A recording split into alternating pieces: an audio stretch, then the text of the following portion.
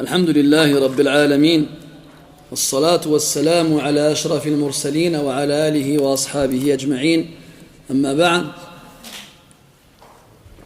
أحبتي في الله ها نحن قد عدنا والعود أحمد نسأل الله عز وجل أن يجعلنا من عباده التائبين الآئبين الأوابين إليه كثيرا.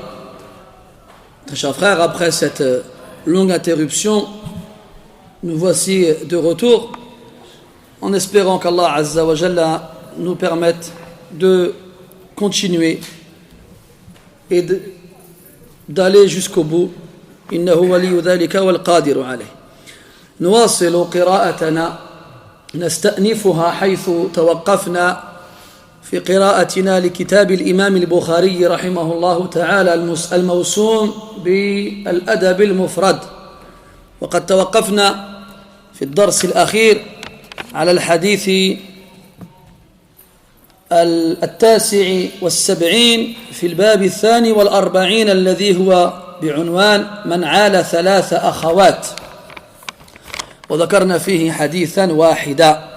وننتقل بعده إلى الباب 43 الذي هو بعنوان فضل من عال ابنته المردودة.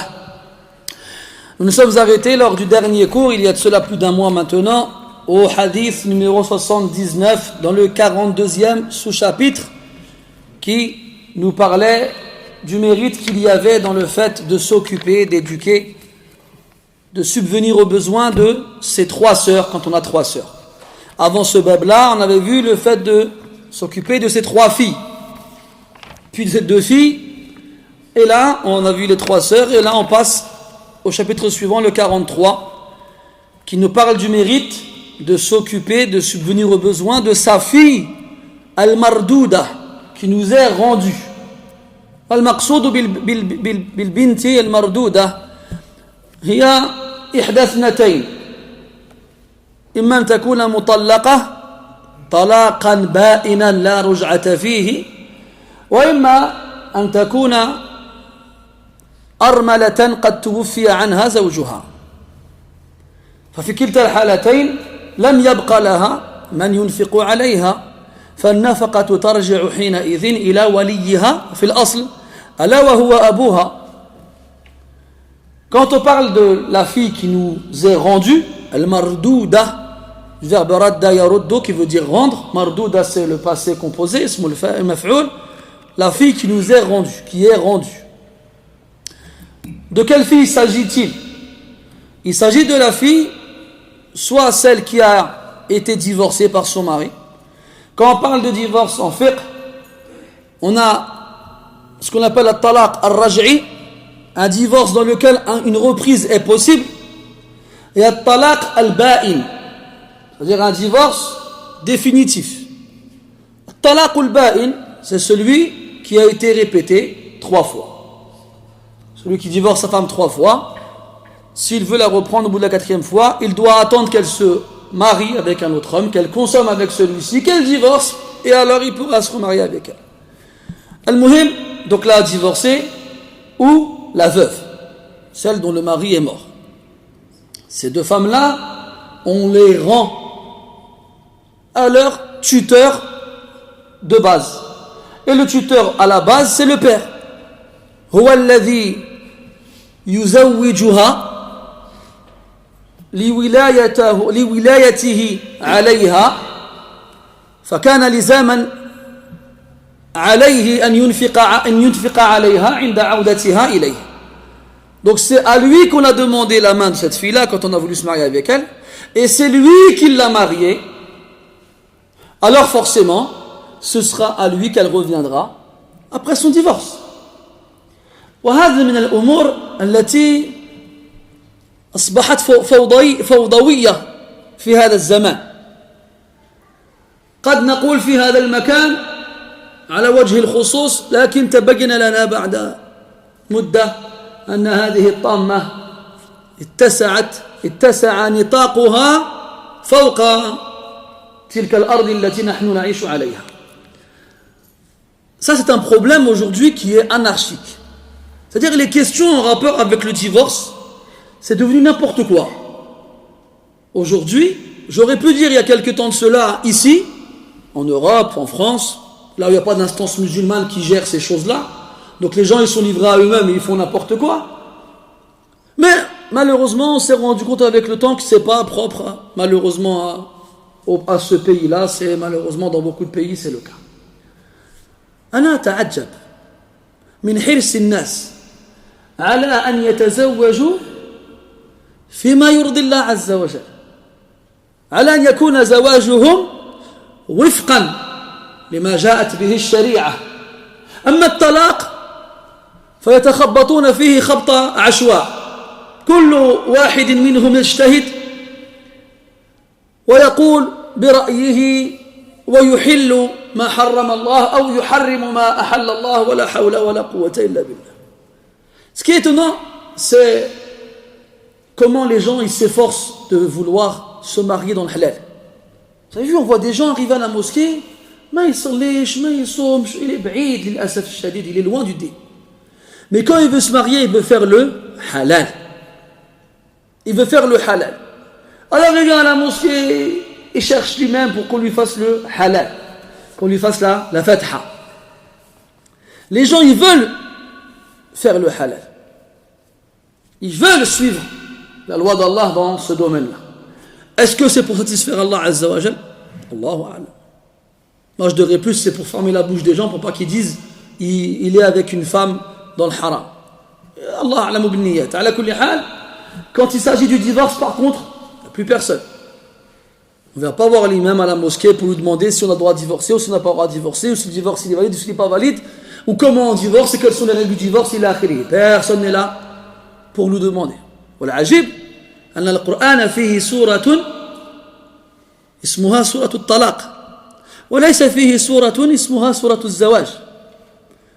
Ce qui est étonnant, c'est que dans le Coran, il y a une sourate qui s'appelle la sourate du divorce. Il n'y a pas de sourate qui s'appelle la sourate du mariage. Si on doit compter, لو اقتطفنا في القرآن الآيات التي جاءت في فقه الزواج وقارناها بعدد الآيات التي جاءت في فقه الطلاق لكانت الآيات التي جاءت في فقه الطلاق أكثر بكثير من الآية التي جاءت في فقه الزواج. Si on devait compter le nombre de versets dans le Coran qui nous parlent du mariage et qu'on les comparer ce nombre-là au nombre de versets dans le Coran qui parlent du divorce, on constatera que les versets qui parlent du divorce sont beaucoup plus nombreux que ceux qui parlent du mariage. Pourquoi? علاش؟ لأن الزواج مبناه اليسر والتيسير وما الطلاق فمبناه العسر والتعسير حتى لا يطلق الرجل زوجته لأدنى سبب بل يبقى معها ويصبر نفسه معها. Pourquoi? Parce que le mariage doit être facile, simplifié, pour que les gens ils se marient et qu'il n'y ait pas de haram, que les gens ne fassent pas zina. Donc on les marie facilement. Mais on va rendre le divorce difficile pour que les gens ne divorcent pas facilement. Pour qu'ils ne divorcent pas son épouse pour la moindre raison. Au contraire, il patiente avec elle. Fil manshati wal makrah, comme on dit en bon français, pour le meilleur et pour le pire. على كل حال هنا يقول الابنة المردودة, la fille qui revient. Et parmi les masaïb التي ابتلينا بها, parmi les catastrophes par lesquelles on a été éprouvé, تلك المرأة المطلقة التي تبقى في بيتها بعيدة عن أبيها أو أخيها لا أحد يتولى أمرها فتراها تصبح ولية نفسها. Donc, parmi ces catastrophes par lesquelles nous sommes éprouvés, le fait que les femmes aujourd'hui qui divorcent ou qui sont divorcées plus précisément, parce que la femme elle peut divorcer, oui, non, d'un point de vue technique, oui, mais d'un point de vue l'expression, elle est mauvaise. C'est comme une fois un frère, il me téléphone. Astaghfirullah, j'ai rigolé. C'était plus fort que moi. Il me dit, Akhi, il était en stress, inquiété. Il me dit, ma femme m'a divorcé, qu'est-ce que je dois faire? Là, je lui dis, tu dois attendre de plus voir tes règles pendant 3 mois. Et lui, il dit, comment ça? Bah oui, mais Akhi, les femmes ne divorcent pas les hommes. T'as vu ça dans quel film, toi? Al-Muhim. La femme peut demander l'annulation du contrat de mariage. Elle peut demander le divorce, mais ce n'est pas elle qui divorce. La femme, elle est divorcée. Il faut bien mettre les choses à leur place. Al-Muhim, donc elle est divorcée. Donc aujourd'hui, en France, on a des couples qui ont des HLM, des appartements, ce que tu veux. Après le divorce, il y a la idda, la période de viduité. يا أيها النبي إذا طلقتم النساء فطلقوهن لعدتهن وأحصوا العدة هذا ما جاء في القرآن. Quand vous divorcez les femmes, divorcez-les dans leur période et comptez وأحصوا العدة, comptez la période entre la prononciation du divorce et la fin de cette période-là qu'on appelle la viduité en français. Allah dit لا تخرجوهن من بيوتهن ولا يخرجن إلا أن يأتين بفاحشة مبينة. Ne les expulsez pas de leur demeure et qu'elles ne sortent pas d'elles-mêmes. يعني تلتزم بيتها أثناء مدة العدة. Ça veut dire qu'elle ne doit pas sortir pendant cette période-là, elle doit rester chez elle. Comme Allah dit un peu plus tard dans la sourate, لا تدري لعل الله يحدث بعد ذلك أمرا. Tu ne sais pas. Il se peut qu'Allah Ta'ala fasse naître quelque chose, une réconciliation, une reprise possible. On ne sait pas. على كل حال لا تخرجوهن من بيوتهن. Donc aujourd'hui, quand il y a des divorces, soit la femme part, soit l'homme y part. على كل حال, on va prendre le cas où la femme reste. Garde les clés de l'appartement. L'homme il part. Il retourne chez ses parents, il trouve un appartement. La femme elle reste chez elle. Si elle a des enfants, elle reste avec ses enfants. Si elle est toute seule célibataire, elle reste toute seule célibataire. Et donc on a aujourd'hui des musulmanes qui vivent toutes seules chez elles. Ça n'existait pas avant ça. Ça n'existait pas. Allahumma la veuve. Une veuve qui a un certain âge, الأرملة التي توفي عنها زوجها وقد بلغت من الكبر عتية. Une vieille dame qui est âgée, son mari il est mort, ça y est, ses parents ils sont morts, ses frères ils sont morts, هي ما عندها حتى واحد يتكفل بها. Elle n'a personne pour s'occuper d'elle. Elle n'a vit toute seule, d'accord, خلاص. Mais quand tu sais que المرأة مطلقة في بيتها وبالقرب منها بيت أبيها وبيت إخوتها وأخواتها وهي تعيش بمفردها في تلك الدار, هذا شيء غير معهود عندنا قبل قليل. Mais quand tu as au scénario d'avoir une femme divorcée qui vit toute seule, alors qu'à proximité il y a la maison de son père et de sa mère, et la maison de ses frères, de ses oncles, de ce qu'on appelle la asaba, c'est-à-dire la famille qui est responsable d'elle, le père, le grand-père, les oncles paternels, les frères et les fils si elle a des fils. Taïb. Et c'est normal. On a des femmes qui vivent toutes seules comme ça. J'ai même appris dernièrement, carrément, on part au bled toute seule. On part au bled toute seule. Moi je travaille dans un garage. Une ourte elle est venue avec sa voiture, elle a fait sa révision et tout ça. Comme yuqal al-hadith dhu shujun, de fil en aiguille, elle nous dit quoi? Je vais partir au bled là. Il est où ton mari? Ah, moi j'ai pas de mari. Ah, tu pars au bled toute seule en voiture. Masha'Allah. Muhim, dans tous les cas, des problèmes de société qui sont dus à une absence de ulama. C'est-à-dire que les gens qui ne viennent pas vers les ulama, soit ils ne sont pas là physiquement, il n'y en a pas, soit ils sont là mais on ne revient pas vers eux. Ils ne sont pas là physiquement mais on a contact avec eux. Ils sont chez nous, au Maroc, en Algérie, en Tunisie, en Libye, en Sénégal, au Mali, en Arabie, en Syrie, en Irak, ce que tu veux. On a des ulama, alhamdulillah, mais on ne revient pas vers eux. On fait ce qu'on veut. On fait ce qu'on veut. Eh bien, apprends, mon très cher frère, ta'allam dinaka, ayyuha al-akhu al-habib, wa'alam, أن المرأة المطلقة إذا وجد لها من ينفق عليها ويتكفل بها لزمها أن تعود إلى ذلك الولي وألا تبقى بمفردها في بيت بعيدة عن الناس. On bien apprend aujourd'hui que quand une femme elle divorce, après la période de viduité, qui est de 3 menstrues en général pour la femme qui a des règles classiques, elle rentre chez elle. Elle retourne chez ses parents. ولكن دابا الناس يقول لك حشومة يعرفوا الناس بأن البنت مطلقة ويهضروا فيها ويقولوا البنت ما بقاتش بنت كما يقال. في savoir le مصطلح des مغاربة. البنت هي البنت. C'est pas le même sens. Ça se fait pas. Ça se fait pas que la fille revienne à la maison alors qu'on lui a fait la fête.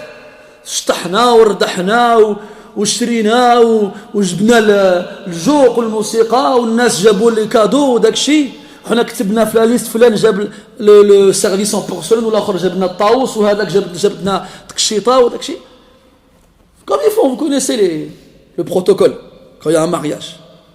Tout est calculé au millimètre, c'est-à-dire au périmètre. Et ouais, on a fait la fête et revient après les divorcer. Mais non, ça va pas ou quoi? Impossible ça. Reste à Benti, va là-bas, reste dans ton appartement, on ne veut pas te voir à la maison. Tu dis rien à personne. Laisse les gens croire que tu es encore marié. Laisse-nous faire subsister l'illusion. Wallah, عجيب هذا الأمر. Moi, je ne comprends pas كيفاش من شروط الزواج الإعلان. واعلم أيضا أن من شروط الطلاق الإعلان. يقول الله تبارك وتعالى وأشهدوا ذوي عدل منكم وأقيموا الشهادة لله باش يعرفوا الناس بأن فلان طلق فلانة. Allah dans le Coran, je veux dire dans la charia, dans notre loi, Allah il nous dit que quand on se marie, on doit le faire savoir. Les gens doivent savoir que Foulan est marié avec Foulana. Quand on fait l'aqd, on dit le nom de la fille. Fulana bint Fulan. Qu'on sache de qui il s'agit. Eh bien, dans le divorce aussi, ça doit être su. On doit connaître la présence du divorce. Allah dit dans le Coran, lorsque le divorce il est prononcé, on doit faire intervenir 2 témoins. وجمهور العلماء على الاستحباب دون الوجوب في هذا الأمر. La plupart des ulama ils sont sur la recommandation et pas l'obligation dans le fait de faire intervenir 2 témoins pour la prononciation du divorce. Mais quoi qu'il en soit, il faut que ce soit su. Il faut qu'on le sache. Ça ne doit pas être quelque chose de caché. ما يسمى بالزواج السري باطل عند كثير من الفقهاء. Ce qu'on appelle le mariage discret, c'est-à-dire celui qui est réellement علن, on ne sait pas qu'il a été proclamé, il n'a pas été annoncé. Chez beaucoup de savants, il n'est pas valide ce mariage-là. Eh bien, en talaq, c'est la même chose. Il faut qu'on le sache. Ça doit être su. الناس يتكلموا ولا ما يتكلموش ماشي شغلك فيهم. Les gens ils parlent pas, c'est pas ton problème. Il n'est pas là notre problème. Le problème, on a voulu se marier dans le halal, eh ben on doit divorcer dans le halal. الطلاق يقع. النبي صلى الله عليه وسلم خير الناس وطلق زوجتين من زوجته. Le prophète c'est le meilleur des hommes, il a divorcé. Et les sahaba ont divorcé. وخير هذه الأمة ils ont divorcé. ولا عيب فيه. Il n'y a pas de عيب dedans. Ça fait partie de la vie. Alhamdulillah. Que le talaq il est jaïz. Sinon les gens se seraient suicidés avec ce qu'ils ont à la maison. Pas mes femmes, hein. Je ne fais pas de préférence là-dessus. Al-Muhim, Al-Ibnatul Mardouda, elle revient chez celui qui est responsable d'elle avant son mariage. Si c'était son père et qu'après son divorce son père est toujours là, elle retourne chez son père. Si c'était son frère, elle retourne chez son frère, son oncle, et là, elle ne reste pas ma'zoulatan, éloignée des gens. Là, هذا لا ينبغي. Une femme digne de ce nom, elle ne reste pas, elle ne vit pas toute seule. Quand elle a sa famille à proximité. Après celle qui n'a pas sa famille avec elle, هذا شأن آخر طبعا. لا نجعل جميع الحالات في كيس واحد. On ne met pas tout le monde dans le même sac. Il y a des cas différents, chaque cas il a son hukm Nous, on parle du cas classique. طيب. قال رحمه الله تعالى حدثنا عبد الله بن صالح قال حدثنا موسى ابن علي وموسى ابن علي في اسمه مذهبان والأصح علي وليس عليا بالتصغير وقد ورد في ترجمة هذا الرجل أنه قال من سماني عليا فليس مني في حل يعني ما يسمحلوش وكان يغضب غضبا شديدا إذا سماه الناس عليا بالتصغير اسمه علي هذا هو الأصح وقيل أن هذا الراوي عاش في زمان الأمويين وكان بين الأمويين وعلي بن أبي طالب رضي الله عنه نوع من العداوة فكانوا يكرهون كل من اسمه علي فسموه عليا حتى يسلم من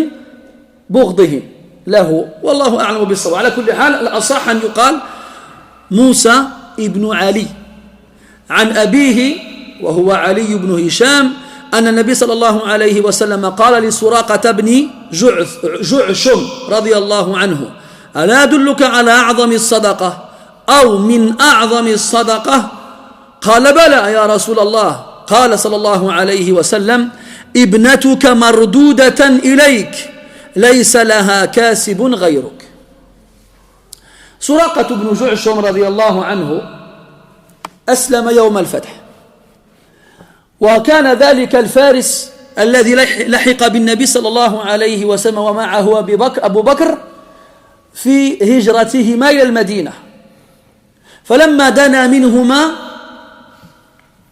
أخذ فرسه يمتنع عن الإقدام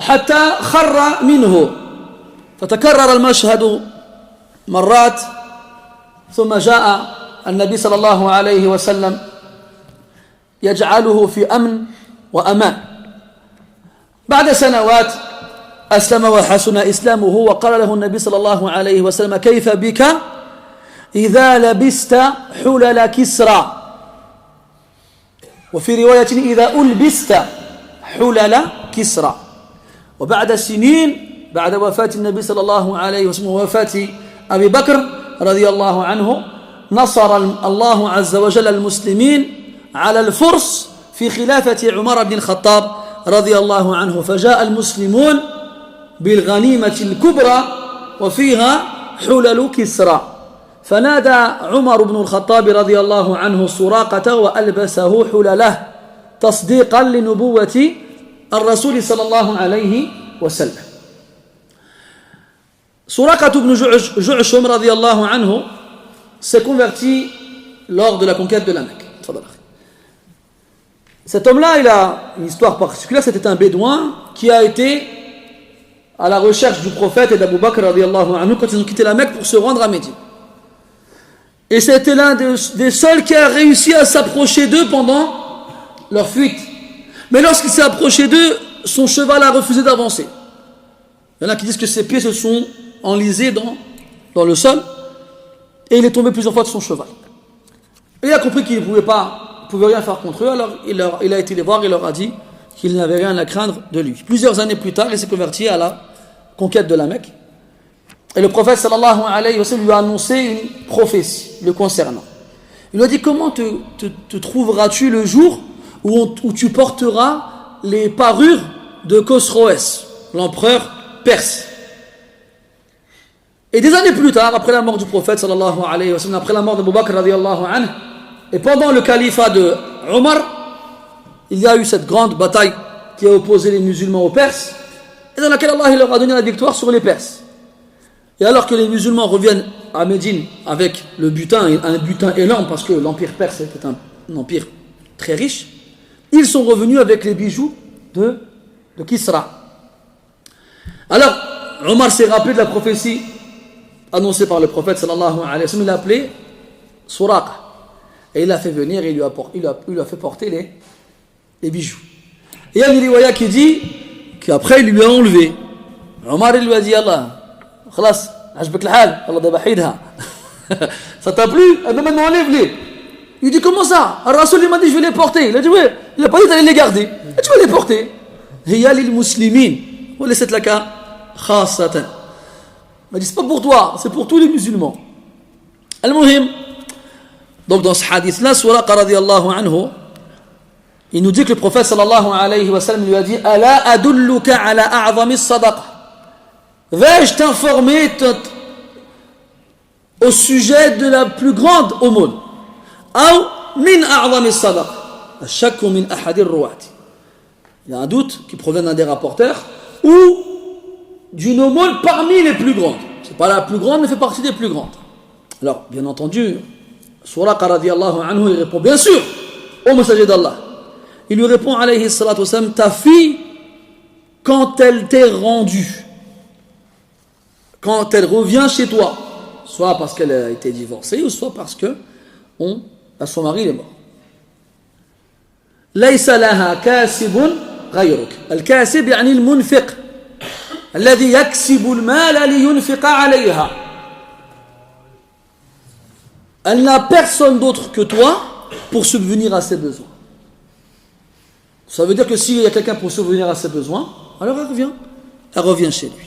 Elle revient chez lui. Et donc s'il n'y a personne d'autre que toi et qu'elle revient chez toi, eh ben, tout ce que tu lui donneras ce que tu feras comme dépense pour elle, ce sera parmi les meilleurs aumônes. من أفضل الصدقات. الناس اليوم يفرون من بناتهم المطلقات خوفا من العار والشنار وكلام الناس فيه.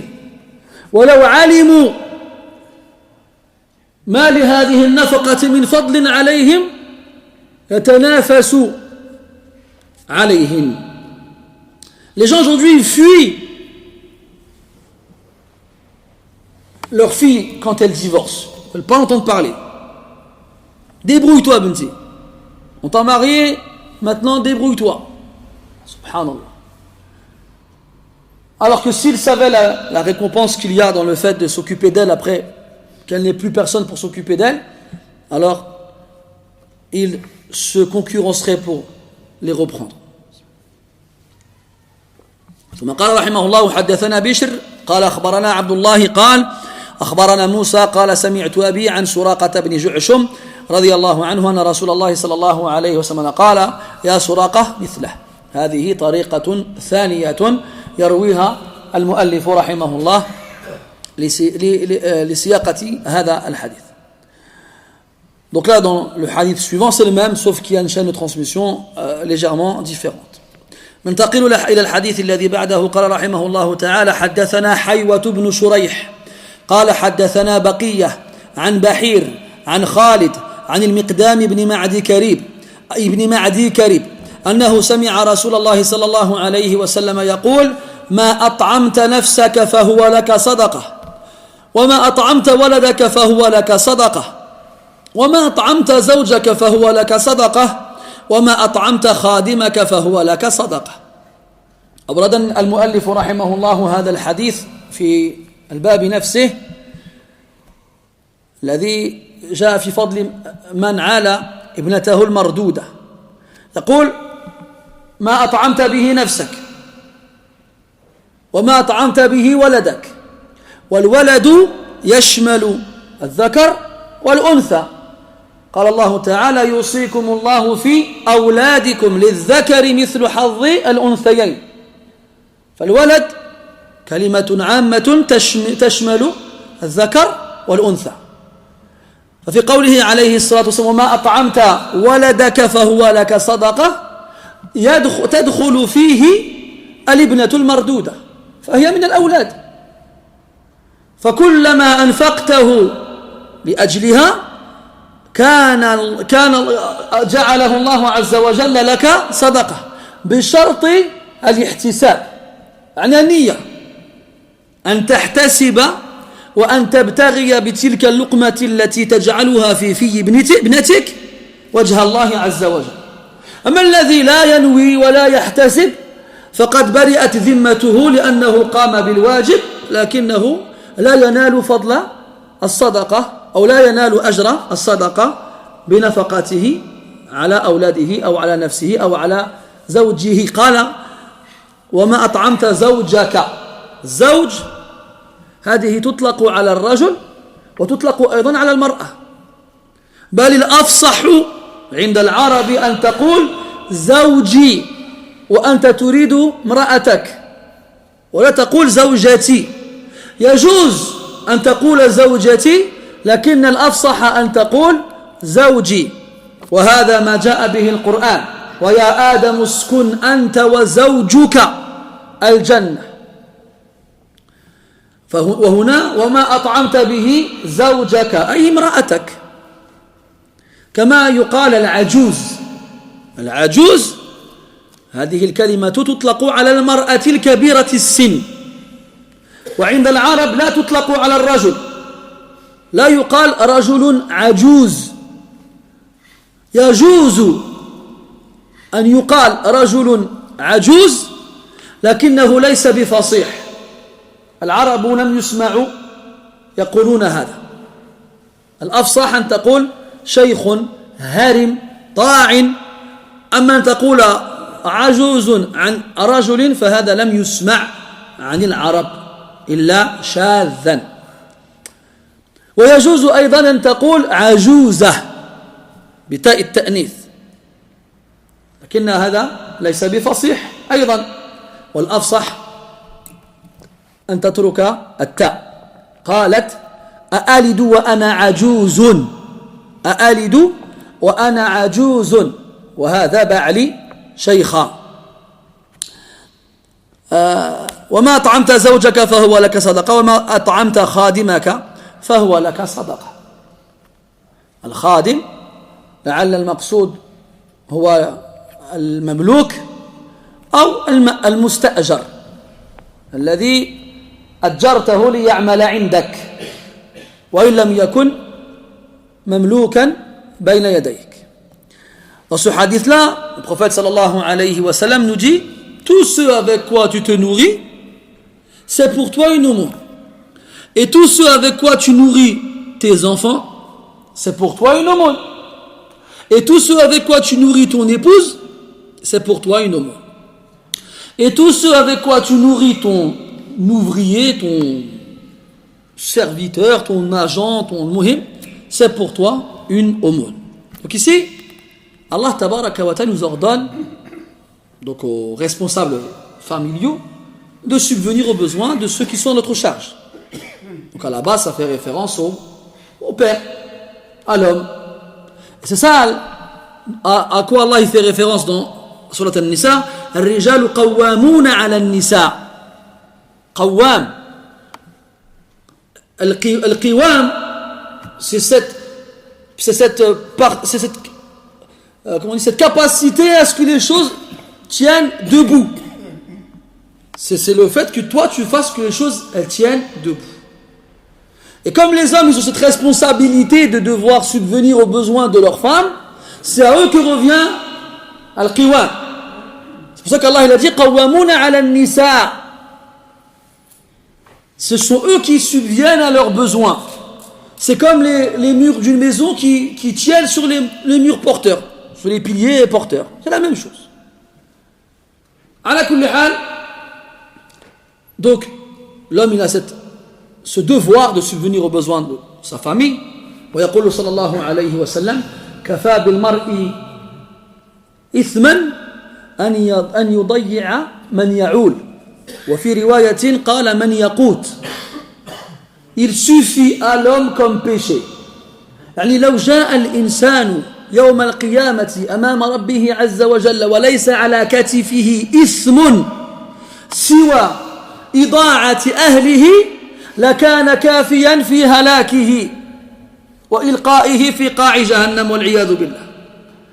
Et il suffit à l'homme comme péché. Ça veut dire que si l'homme vient le jour de la résurrection devant Allah avec aucun autre péché sur ses épaules que le fait d'avoir abandonné sa famille, de ne pas avoir subvenu, de ne pas, comment on dit, subvenir aux besoins.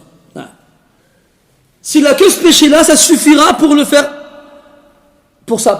courir à sa perte et qu'il finisse au fond de l'enfer.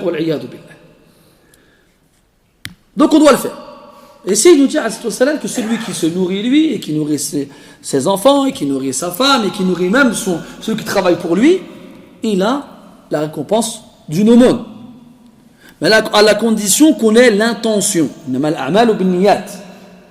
Donc là, tu dois garder en tête هذه العبارة الشهيرة التي ذكرها العلماء في كتبهم عبادات أهل الغفلة عادات وعادات أهل اليقظة عبادات.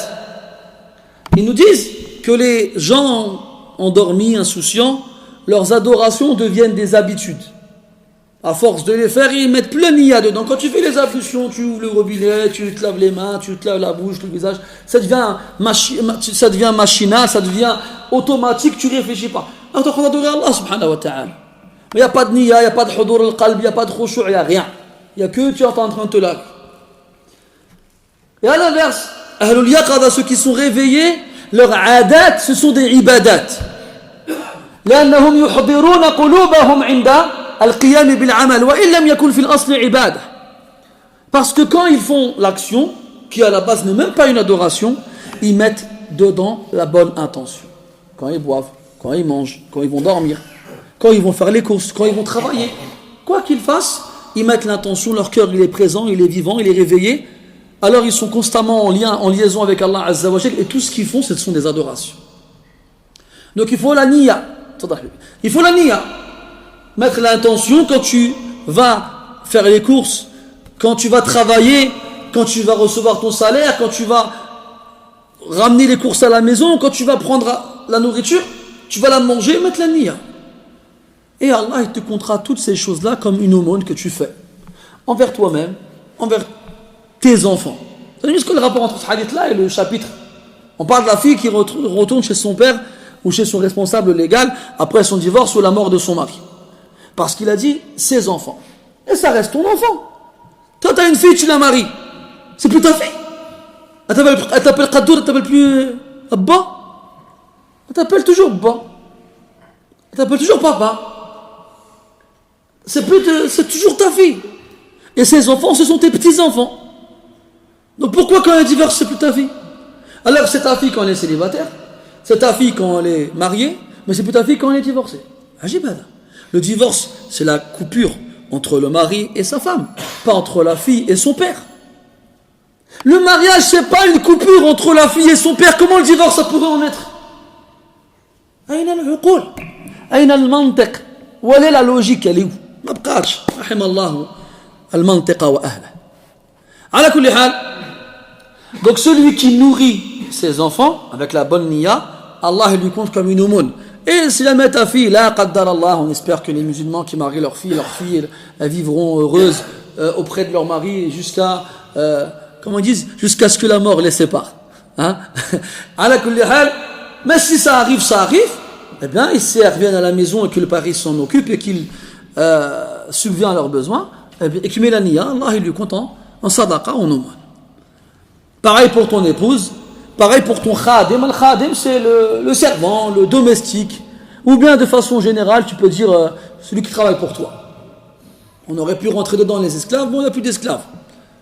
Maintenant, si tu as un domestique à la maison, ou bien un ouvrier qui travaille pour toi, et que tu le nourris, et que tu mets la niya, Allah Ta'ala, il te compte ça comme une sadaqa.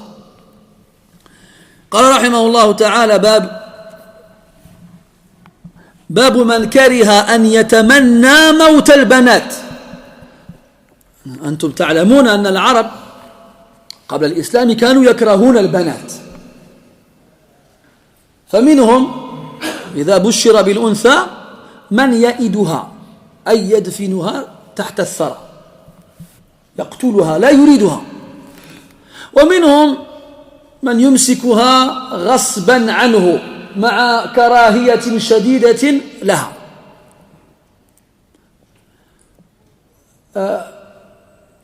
وقد بقي شيء من ذلك عند بعض الناس ولو بعد الإسلام، بل إلى يومنا هذا لم نزل نسمع مثل هذا الكلام. اسمعوا الحديث. قال رحمه الله تعالى: حدثنا عبد الله بن أبي شيبة قال حدثنا ابن مهدي عن سفيان عن عثمان بن الحارث بن أبي الرواع عن ابن عمر رضي الله عنهما أن رجلا كان عنده وله بنات فتمنى موتهن. تمنى موتهن، له بنات وهو لا يريد البنات، فحرم الله عز وجل عليه أن يقتلهن، فما بقي له سوى أن يتمنى أن يمتن عاجلا غير آجل. وقال ذلك بحضور عبد الله بن عمر رضي الله عنه، فغضب ابن عمر رضي الله عنهما وقال: أنت ترزقهم؟ أأنت الذي ترزقهم أم الله عز وجل؟ الله سبحانه وتعالى كتب رزقه، رزق ذلك الرجل ورزق بناته قبل أن يخلقهم وأن يخلق السماوات والأرض ب50,000 سنة. ولا تقتلوا أولادكم خشية إملاق نحن نرزقكم وإياهم ولا تقتلوا أولادكم من إملاق نحن نرزقهم وإياكم لست الذي أنت ترزقهم بل الله سبحانه وتعالى. فعقيدة التوكل على الله والاعتراف بأن الله عز وجل هو الرزاق وأنه قد قسم بين عباده أرزاقهم فلا أحد يأخذ حق غيره، فلا أحد يأخذ حق غيره أبدا. أنت ترزقهم؟ لا، ولو كنت أغنى الناس ليس لك تلك القدرة، ولو كنت أفقر الناس هذا ليس دليلا على عدم قدرتك على أن تعولهن وأن تربيهن تربية حسنة. المهم من صدر منه مثل هذا الكلام في حضورك فيجب أن تغضب عليه كما غضب ابن عمر عليه، وأن توبخه وأن تزجره وأن تذكره بأن الرزق ليس بين يديه وإنما هو بين يدي الله عز وجل، يرزق من يشاء، يعطي من يشاء ويمنع من يشاء. Dans ce chapitre-là, l'auteur rahimahullah ta'ala, il nous parle de détester, de répugner le fait que quelqu'un souhaite la mort de ses filles. Vous savez, avant l'islam, les Arabes avaient une vision particulière des filles. Ils ne voulaient pas de filles. Il raconte qu'il y avait une guerre entre deux tribus chez les Arabes. Et le fils du chef des deux tribus, il a enlevé la fille du chef de l'autre tribu. Après de longues batailles, le père de la fille, il arrive chez l'autre tribu pour récupérer sa fille. Mais sa fille, elle n'a pas voulu revenir avec lui. تعلق قلبها بمن خطفها فأبت أن تعود إلى أبيها. Ils appellent ça le syndrome de Stockholm. C'est quand la victime elle se lie d'amitié ou d'amour avec son agresseur, celui qui l'a enlevé. Bon, Stockholm à l'époque il ne connaissait pas, mais le Mohim il l'appelle comme ça. Ala kulli hal, la fille du chef de la tribu qui s'est fait enlever, elle est tombée amoureuse de celui qui l'a enlevé. Après des batailles et des pieds et des mains, son père il arrive devant elle, il lui dit: c'est bon ma fille, je te libère, il revient. Elle lui dit: non, fallait pas te donner tout ce mal. Et finalement il est gentil, je vais rester avec lui. Mets-toi à la place du père. Mets-toi à la place du père, il a sué, il a saigné, il a été blessé, des gens de sa famille ils sont morts. Ils ont perdu des chevaux, des chameaux, des armes, de l'argent. À la fin, il lui dit quoi? Non, je vais rester avec lui. C'est bien chez lui. Alors, il a juré, après cette histoire-là, que chaque fois qu'il aura une fille, il la tuera. والناس اقتدوا به. Et les gens, ils l'ont suivi là-dedans. Et ils ont fait comme lui. Ça, c'est une des raisons qui ont fait que les Arabes ils tuaient leurs filles à la naissance. Il y en a d'autres. Il y en a d'autres, notamment la pauvreté. Allah Ta'ala, il y fait référence dans le Coran à deux reprises. Ne tuez pas vos enfants de peur d'être pauvres. On les nourrira eux et vous. C'est pas vous qui les nourrirez, c'est nous qui allons les nourrir. Ça, c'est, ils sont pas encore nés, on n'est pas pauvres, mais on a peur de devenir pauvres quand ils vont naître.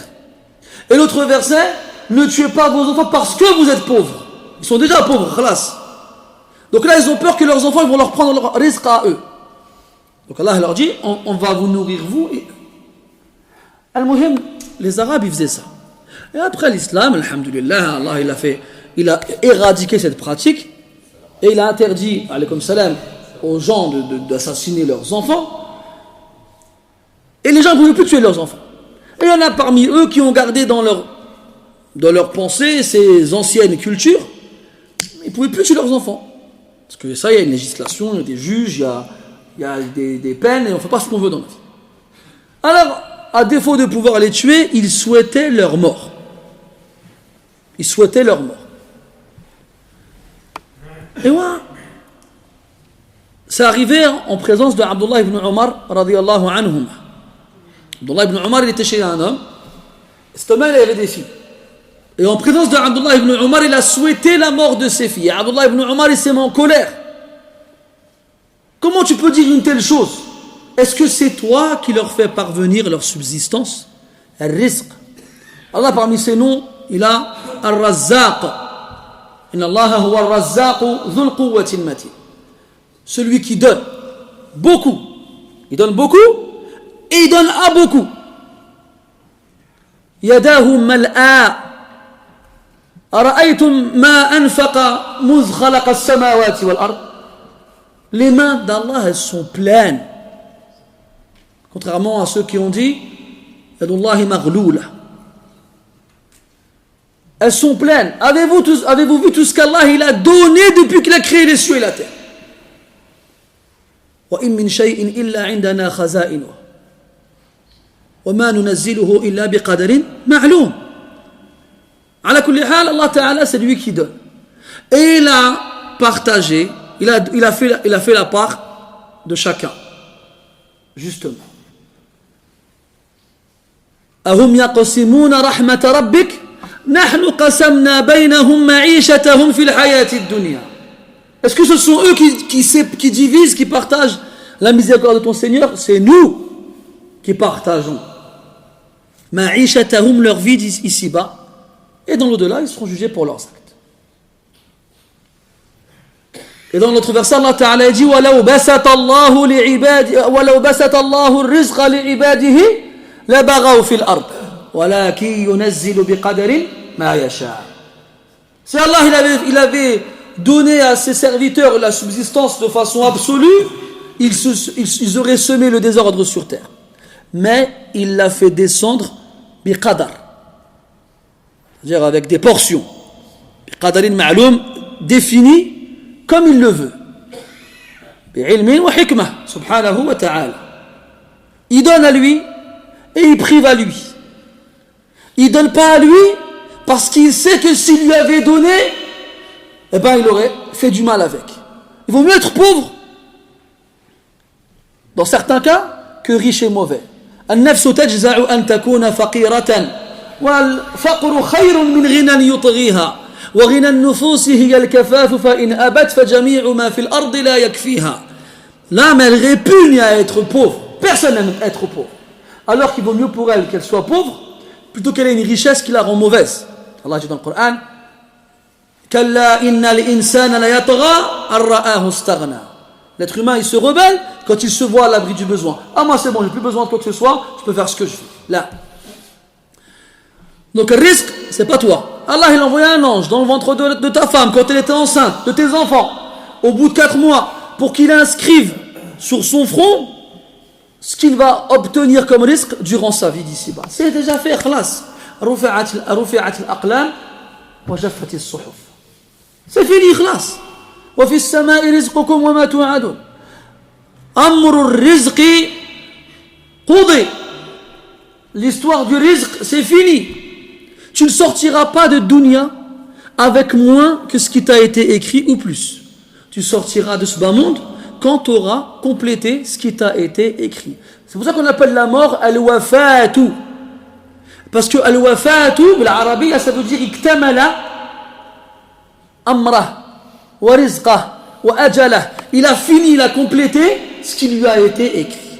Quand il est arrivé au bout, eh ben khalas, il part, il quitte ce bas monde, il a fini.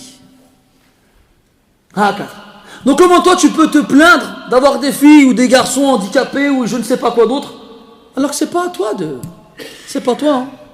Mais nous, comme on va au travail tous les matins, on a cette routine, on rentre dans la voiture, on va au bureau, ou là, à l'usine, ou là, le muhim. Et à la fin du mois, on regarde le compte en banque et la paye, elle est rentrée dans notre tête. J'ai travaillé, j'ai mon salaire, c'est moi. Là. Ma anta wa hadhihi al-umur illa asbab. Toi et toutes ces choses-là ne sont que des causes. Net, pardon, que des causes. Wa musabbibul asbab huwa ar-razzaq dhul quwwati al-matin. Et c'est celui qui fait les causes qui donne la subsistance.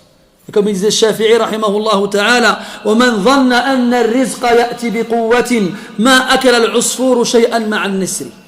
Celui qui croit que la subsistance vient forcément avec la puissance, eh bien l'oisillon, le petit qui vient d'éclore, n'aurait rien mangé à côté du vautour, n'aurait rien mangé à côté du grand aigle.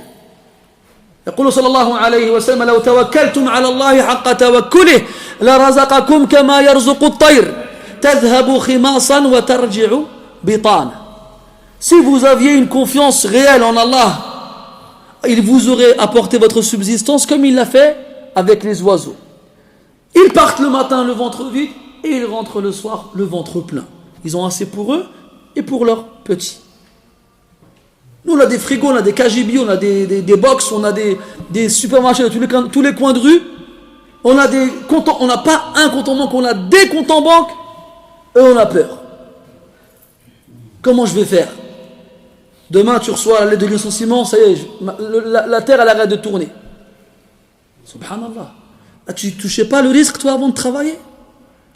Allah, il t'a fait venir ton risque, tu étais dans le ventre de ta mère. Allah, il t'a fait venir ton risque alors que tu venais de sortir du ventre de ta mère. Tu ne savais pas marcher. Tu ne pouvais pas te nourrir tout seul. Et ton risque était venu jusque dans ta bouche. On l'a guidé vers les deux voies, selon certains mufassirin. Quand tu poses le bébé sur le ventre de sa mère, instinctivement, il se dirige vers l'un des deux seins pour téter. Fitra. Allati khalaqahu Allah alayha. Et tu grandis. Le risque vient, tu arrives, ta mère elle t'appelle, venez c'est l'heure de manger, tu arrives et tu as une assiette avec al-khayrat ou al-barakat. Et comme ça, tu grandis. Et puis à la fin, tu crois que si tu ne travailles pas, tu n'as pas de risque. Là, هذا غير صحيح. هذا غير صحيح.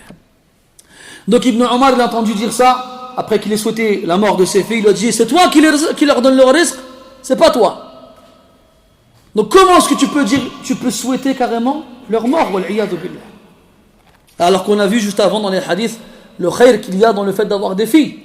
Il y a un homme qui est venu voir l'imam Ahmed rahimahullah ta'ala, yashtaki kathrata banatihi kullama waladat lahu zawjatuhu waladan kanat untha. Il s'est plaint l'imam Ahmed d'avoir beaucoup de filles. Chaque fois que sa femme est tombée enceinte, il avait une fille. Il lui a dit, pour le consoler, al-anbiya Aboul Banat. Les prophètes, c'était des pères de filles. Et de tous les enfants du prophète sallallahu alayhi wa sallam, ceux qui ont survécu, c'était des filles. Je veux dire, pourquoi tu te plains? T'es comme les prophètes, ils ont que des filles aussi. Ala kulli hal. Donc il ne faut pas laisser ce genre de croyance rester dans la tête des gens. Et il faut leur rappeler que c'est Allah qui donne. Et que nous ne sommes que des causes. Naam, on doit faire les causes. Mais quoi qu'on fasse les causes ou non, le risque il est écrit, il est écrit. نسأل الله تبارك وتعالى بأسمائه الحسنى وصفاته العلى أن يجعلنا نتوكل عليه كما يتوكل عليه الطير وأن يرزقنا رزقا حلالا رغدا هنيئا مريئا في الدنيا والآخرة ونسأله عز وجل أن يجعلنا من الذين يستمعون القول فيتبعون أحسنه أولئك الذين هداهم الله وأولئك هم أولو الألباب سبحانك اللهم وبحمدك أشهد أن لا إله إلا أنت نستغفرك ونتوب إليك وصلى الله على نبينا محمد وعلى آله وأصحابه أجمعين والحمد لله رب العالمين وبارك الله فيكم.